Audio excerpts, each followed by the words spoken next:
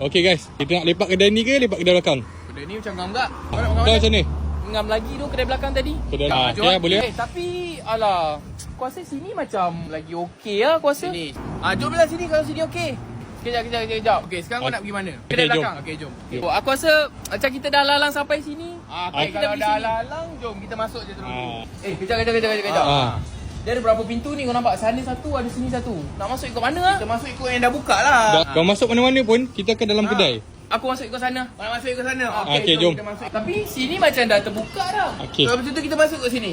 Sekarang ni tempat dia ada atas dengan bawah. Kau nak makan mana? Makan atas lah, tengok view. Atas lah. Kau okay? Kau nak makan mana? Bawah pun boleh tengok view. Atas view dia boleh nampak bandar lagi estetik. Aku rasa bawah je lah. Kita makan bawah je lah. Makan bawah je lah. Tapi kalau bawah, Ha? betul juga cakap kau. Atas pun macam ngam juga. Atas Jom pun kita macam makan ngam. atas. Tapi aku fikir jap. Man, makan atas lantai lah macam ni Man.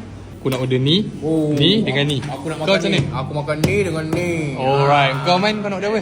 Dia ada 2 menu ni. Aku tak tahu nak pilih mana satu menu ni. Man, menu ni sama je. Tapi asal yang ni macam ada komod sikit, yang ni elok pula dia punya. Order je Order je. Sedap ni.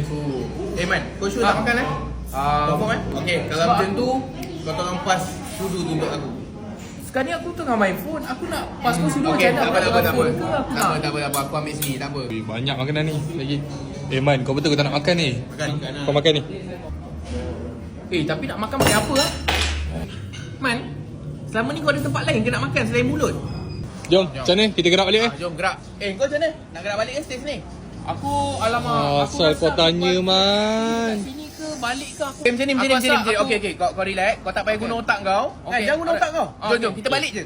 Jom. Balik Balik je. Senang. Hello.